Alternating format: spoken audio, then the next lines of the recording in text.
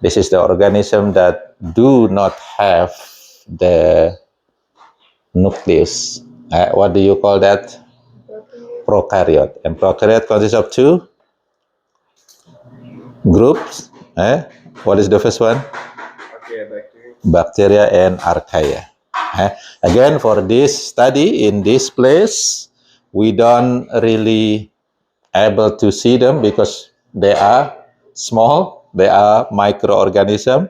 We require to use the microscope. However, you can see their action. Like bacteria, for example, most of them is considered as a decomposer. They decompose waste product, especially organic waste. This is the reason why we use the mud balls.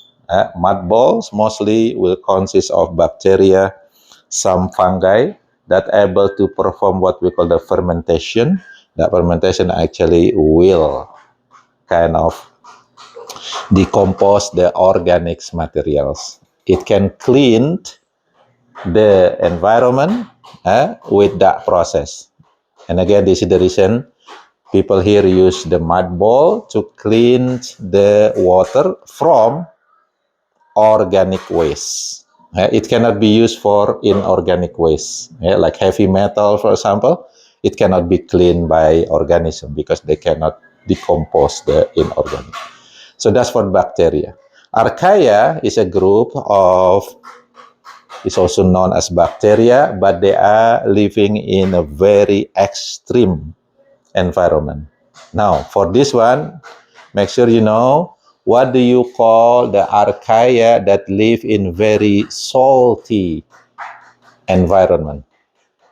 Hollow. Good job. Hollow means salty or osmotic pressure. Halophile or halophils. Okay. What do you call the archaea that live in a very hot temperature? No. What equipment you use for measuring temperature? What you call thermometer is clear. Thermo mean actually temperature is a thermophile or thermophils. That for the hot. For the cold one is called the psychrophile. In very cold temperature is called psychrophile.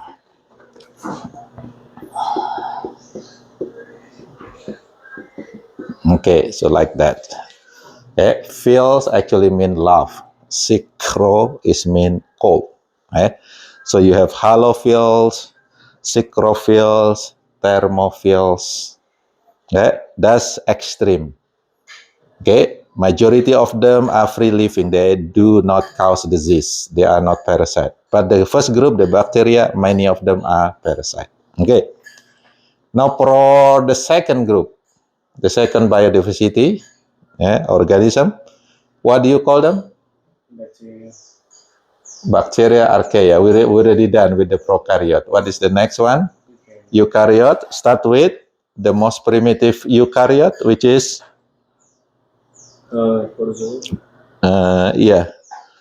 protozoa, but they are in one group is called protist, right?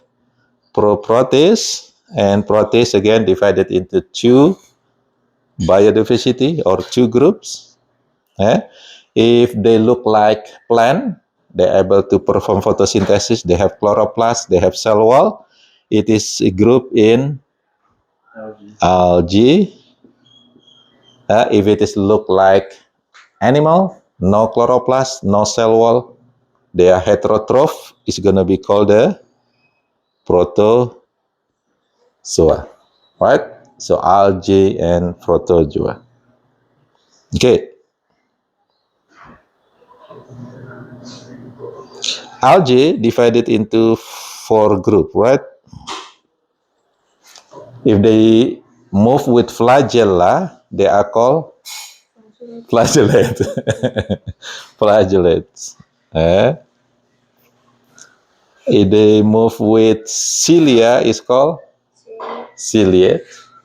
If they move with pseudopod, fake food, is called amoeba.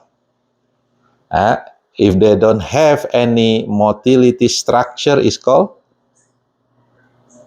apicomplexa. Okay, so that's the diversity.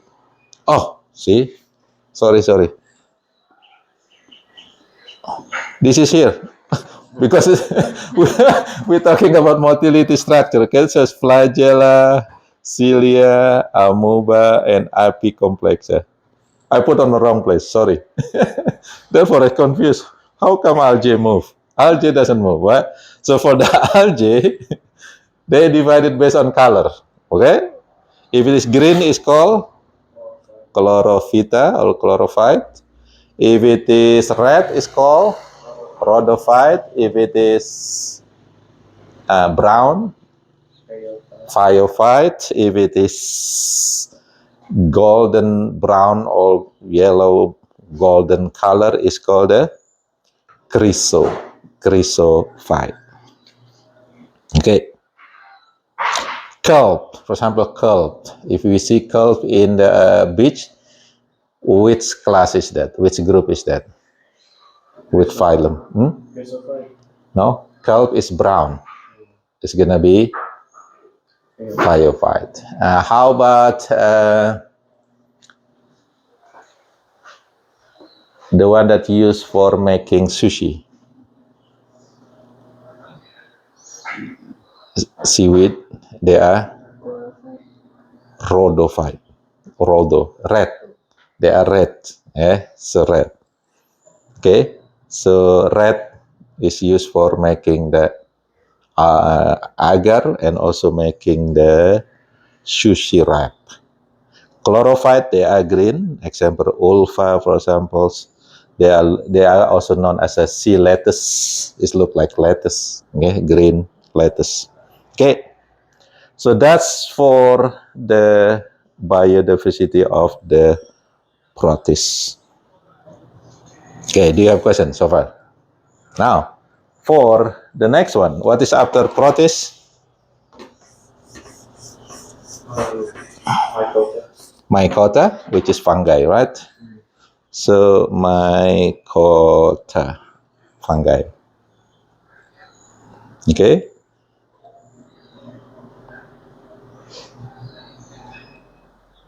Did we classify the fungi during our lecture or just?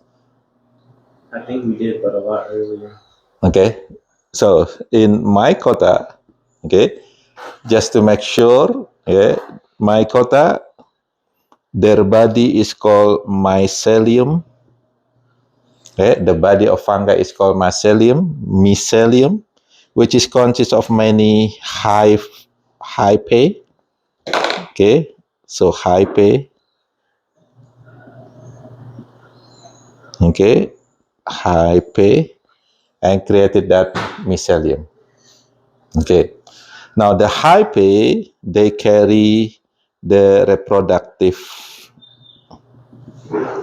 structure that will produce. Now the question is how fungi reproduce, what they use for reproduction. What do you call the structure that is produced by the fungi and then it will growing into new fungi?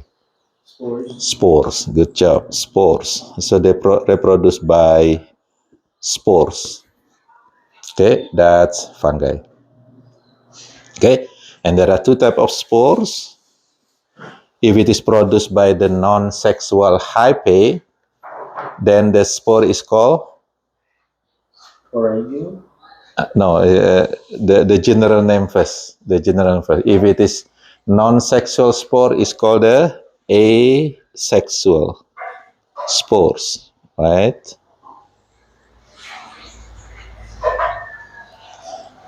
If it is produced by the sexual hyphae, the hyphae that actually kind of mating with different hyphae, then it is called the sexual spores. Okay, now this is the one that is important over here. Okay, about the type of spores itself. Okay, for the A or non-sexual spores, there are two types. The first one, you just mentioned it, Sporangiospore. Sporangiospores. Okay. And the second one is called, start with the C. Zygospore. No, zygospores will be on the other side over here. Start with the C.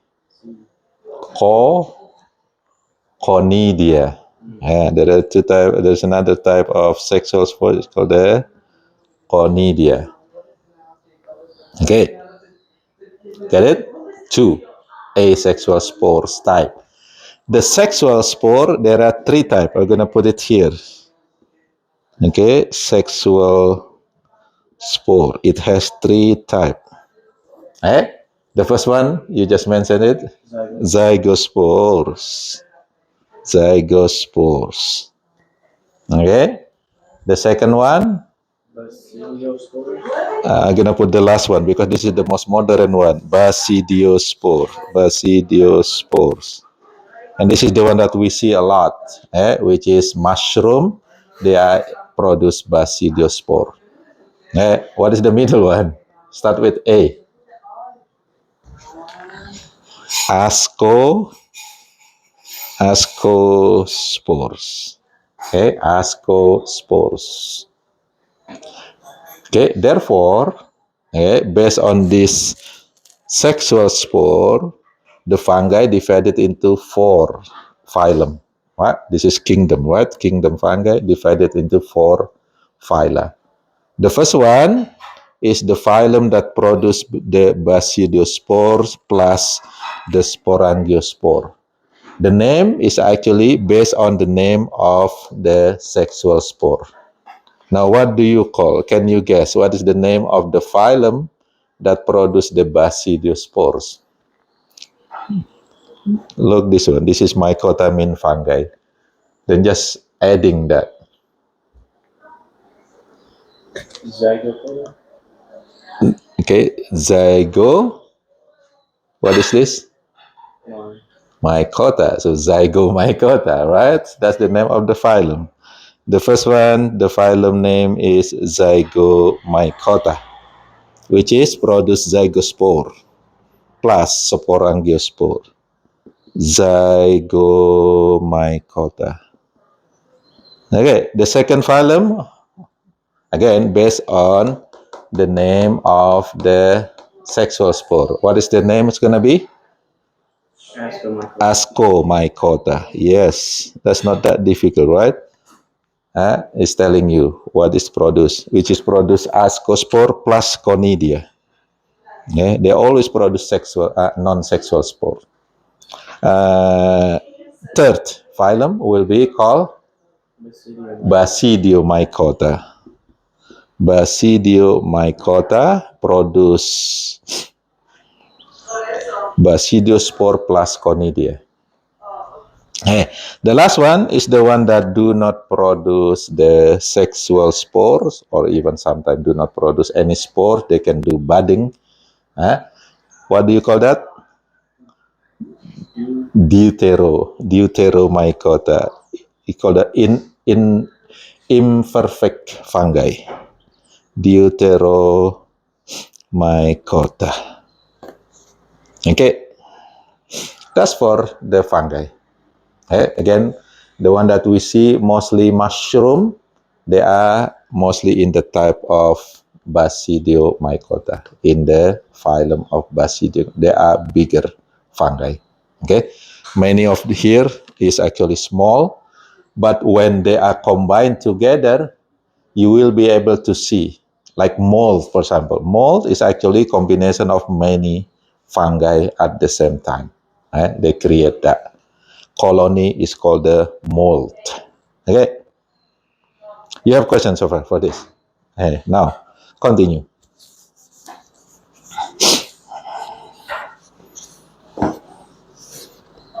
Plants, right? Plant. So make sure you be able to identify at least 10 plants. Okay. And then you already had the assignment for that one, right? You have 5 monocot, 5 dicot, and then you're able to describe, their structure, their morphology. and also their adaptations into their habitats.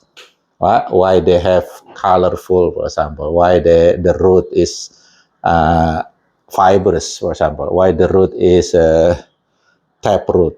What's going to be difference they're going to have within the taproot and the fibrous root? Which one do you think going to be bigger? Which one do you think going to be taller?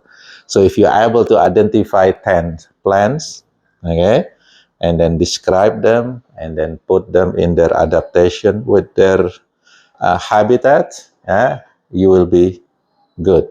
I remind you here. Okay, now plant itself divided into how many phylum? How many phyla?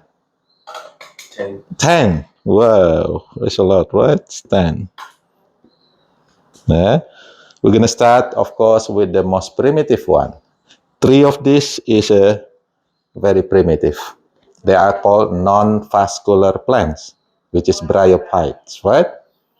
What is the most primitive one over here? It looks like liver. Therefore, it's called the Hepaticophyta or liverworts. Liverworts. They're going to be very short on the ground, need a lot of water, but sometimes they also live on other plants, okay, on the stem or a bark of the tree. Hepaticophyta. What is the second one?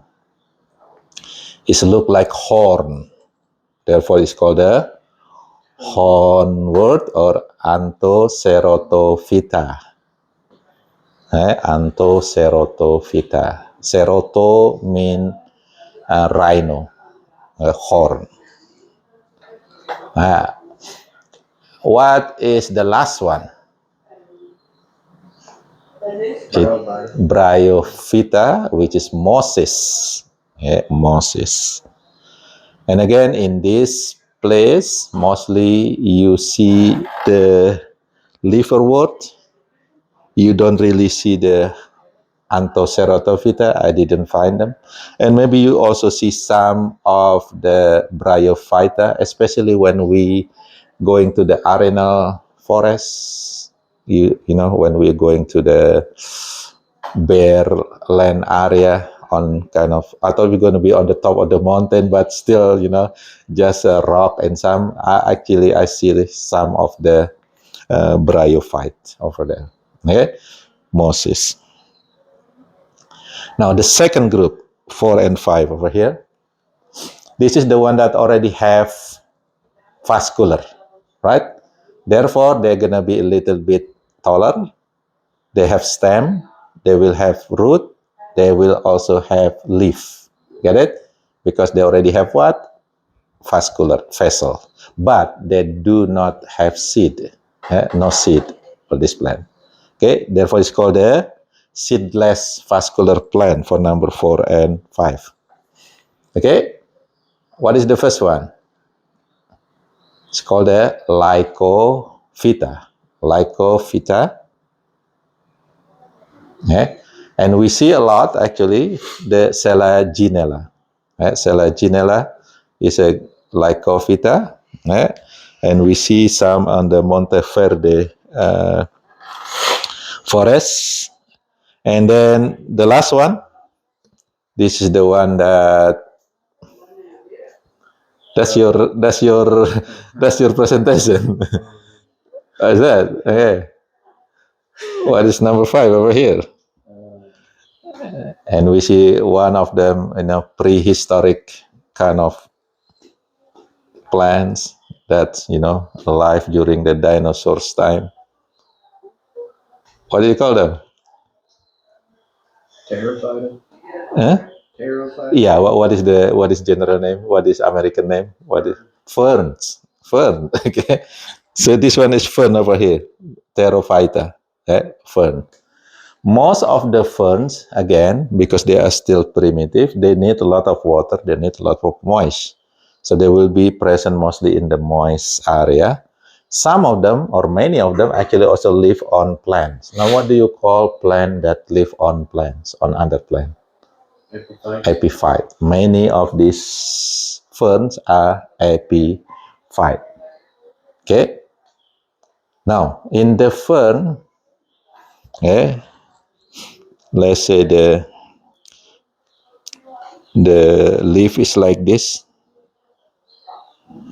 right? Mostly the leaf is like this.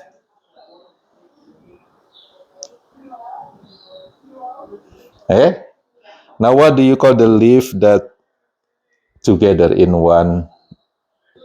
This is actually one leaf over here. What do you call this type of leaf? Compound. Compound. Oh, you almost correct, but then you say complex. It's compound. Okay, it's compound leaf. Okay, it is a compound leaf, which is leaf that have many leaf.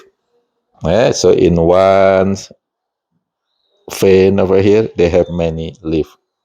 Okay, now this compound leaf, when they start to growing, it's actually making this structure like this. You can see that one, before it's growing, it's making the tail. You know, what do you call that? Yeah, wonderful. You get it, fiddlehead. So this is the fiddlehead. It's open like this. Now, this leaf also carry, if you see at the bottom, let's say this is you see from the bottom, there are a lot of dot. Usually the dot is really organized. Okay, making line. Now, what you call that dot? Sorry, and that dot will consist of the reproductive structure is called the spores. Good job. So you ready for that one, right? That's the way the ferns reproduce, just like the fungi reproduce by spores. Okay, I will not ask you the life cycle for that one, but just for information, for number 1, 2, 3 over here, their dominant generation is gametophyte, which is 1N, haploid. Number 4 and 5, they have the alternation of generation. Okay, mostly the one that bigger is sporophyte. So the fern tree that you see, this is sporophyte. The gametophyte is separate, usually underground, right? Which is haploid. Mostly they are related with the mycorrhiza. What is mycorrhiza? Fungi that live on the roots of the tree. Okay, so that's the this one over here, right? The non-vascular, seedless vascular plant. Okay? They have alternation of generation. The gametophyte and sporophyte separate. This one, gametophyte bigger, sporophyte very small. Live on the gametophyte. That's for the most primitive one, the Moses group. This one separate. Are you with me? Now the last one is going to be opposite of this. This one, remember, gametophyte bigger, sporophyte smaller. But the last group over here, the sporophyte is bigger, gametophyte is very small, and within that sporophyte. What is that group? The last one is called the seed vascular plant. Seed vascular plant. Okay, that consists of number 6, 7, 8, 9 in one side, and then 10 on the other side. What do you call 6, 7, 8, 9? What group is that? Non-flowering. Non-flowering. What is the gymnosperm? Yes, gymnosperm. And the last one over here is going to be angiosperm. Okay, you get it? Okay, so these two group over here, gymnosperm, angiosperm, the sporophyte is dominant. You see the plant as a sporophyte. The gametophyte, which is the reproductive organs, reproductive organ is smaller. Now my question is, what do you call this reproductive organ over here? Cones, good job. This is cones, consists of cone. And cones mainly separated. Male cone, female cones. They are separated. Now, what do you call the reproductive structure in the angiosperm?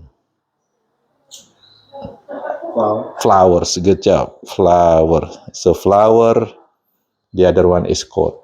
Many flowers, they are, carry both male and female structure. What do you call the female structure? Pistol. Pistil, good job. What do you call the male structure? Stamen, good job. Three, so Adeline, three part of the pistil. The top part, let's look like this. What you call the top part? The ant. No, this is the pistil. This is the female. What is the top part over here, where the pollen drop? Huh? Okay. Huh? Toby? Start with S. Oh, this. Style. No, style is the long one. Stigma. Stigma. Okay, so stigma. Stigma. And then the long one, the stick, is called the style. And the belly one, look like a belly over here, is called the ovary. And this is the one that become what? Fruit. Good job. Inside the ovary, you have, The egg. yeah, what do you call it? The structure, not the cell. The structure is called the ovule. Ovule. An ovule that's become, Egg.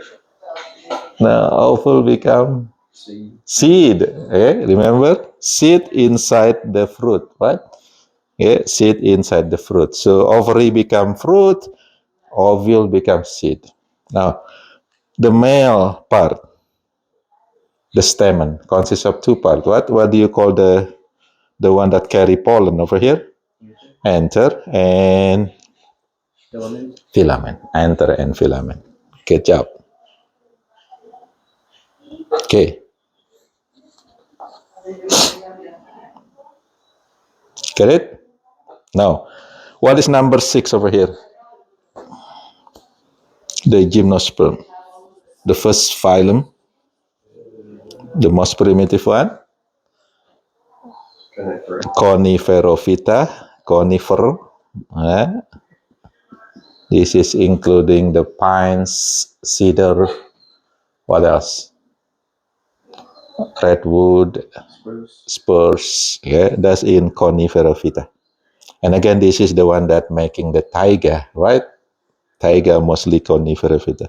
What is the second one? A little bit modern, but still it has cone, really big cones.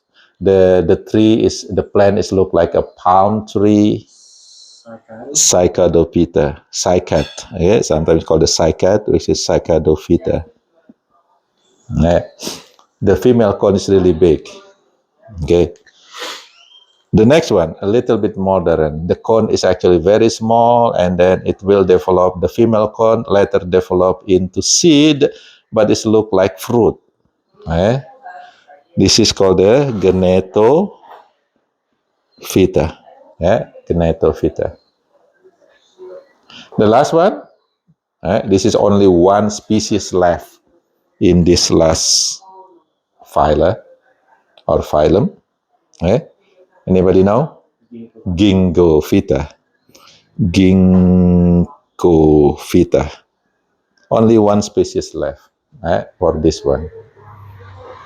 Okay, that's according to the research study. Maybe they will find sometime, but right now, it's considered that only one species left in this phylum, Gingophyta. The name of the species is called the Ginkgo biloba, which is, again, I mentioned to you, it can be used as a supplement for making people smart. This can increase brain activity.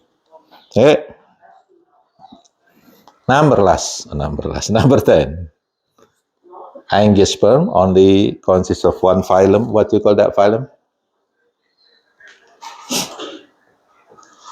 Antophyta. Anto means flower. So Antophyta.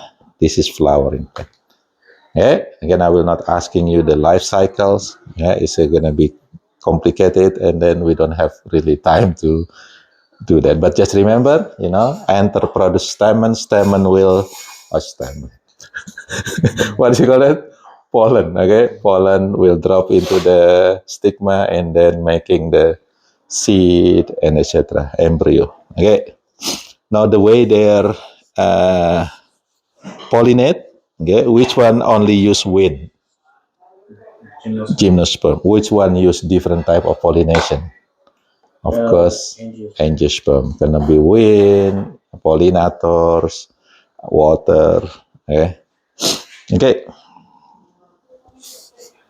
Now the last one, animals. Okay. And we mentioned there are many type of animals, starting from the very primitive one, the swans, and then Cnidaria, Stenophora, the Rotifera, Brachiopoda, Ectoprocta, and then continuously until the Chordata, and Chordata divided into three, Urochordata, Cephalochordata, and Vertebrata. Now I just want to focus on the Vertebrata. Okay, Vertebrata. It has 5 classes. Okay, what are the 5 classes? Physis or physis,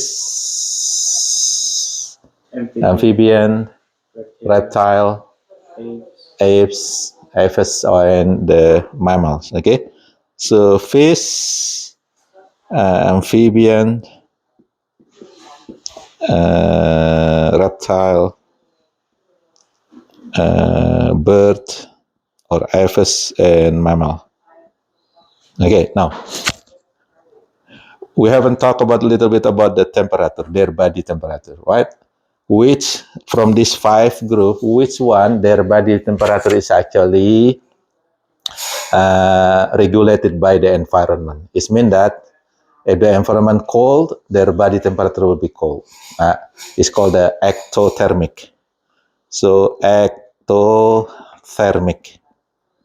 Okay, their temperature is outside, regulated from outside. So from these 5 classes, which are ectothermic? The first one. First one, yes. How about the second one? Yes. How about the third one? Yes. So this one, 3 ectothermic. Only birds and mammals, their blood or their body temperature is actually warm. Therefore, if you touch them, their body will be the same temperature. They have ability to regulate. What do you call that? Endothermic. Okay, endothermic animal. Okay. Now another thing that you have to know is about their eggs. Their eggs. Okay. Which one do you think that have their eggs mostly in water? From this 4 or 5 group. Of course. Yeah. What else? Whoa. The eggs in the water. Amphibian. Right? The rest, most of the time, the eggs is on land. Yeah. You see the crocodile, they put their egg on land, right? That's the reason why the 3 over here, their eggs, because they are on land, it has to be protected by the amniotic fluid. It's called the amnion. Okay. Therefore, this 3 group over here at the end is called the amniot. Amniot. What is amniot? Their eggs protected by the amnions, which is a fluid. The other 2, no. Because what? It's already in the water. They're already protected by the water. Okay. Now, mammals. What is the 2 main characteristics of mammal? If you see this characteristic, then you know this is a mammal. Hair and Milk. What do you call that? That's not milk. It's called the mammary gland. Okay, gland that produces the milk. That's the characteristic of mammal. Mammal have three group. Three group of mammal. What do you call the one that uh, produce egg? Monotremata. Yeah, monotremata. Example? Chickens. No, chicken is not mammal. Okay. Chicken don't have hair, right? Remember, chicken have feather. It's not mammal. What do you call that? Come on, Perry. Perry the platypus. Platypus. Come on, chicken is bird. Okay. Monotrem, which is platypus. What is this? The second group is born. You know, the baby born, but it's not perfect. It's immature. Therefore, it has to be carried in the belly pouch. They have belly pouch. What do you call that? Marsupials. Marsupial animal. Example? Kangaroo. And what is the last one? It's called the placenta animal, which is the rest of the mammals. So the baby born perfect. Yeah, they can grow outside the mommy pouch. Okay. Which animal is the closest relative with human? Chimpanzee. That's it. Yeah, I think this should be that. And again, please study, and then make sure you're able to identify bird, identify animals beside the birds. You identify. In your assignment, you identify about 10 birds. So make sure you're able to describe that again.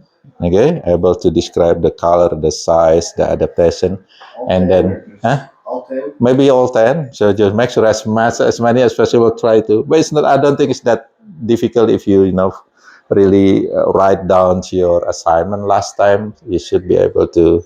You still be able still in your brain. Oh, this one look like this with the adaptation like that, and so the bills like that. Okay, and then the mammals, the animals, 10 animals except the bird because you already have the bird over there, and then also conservation action. The difference between in situ, ex situ, example of in situ, ex situ. Make sure you're able to kind of explain that. Anybody have a question? No? Good luck. Yeah, I believe all of you will be okay.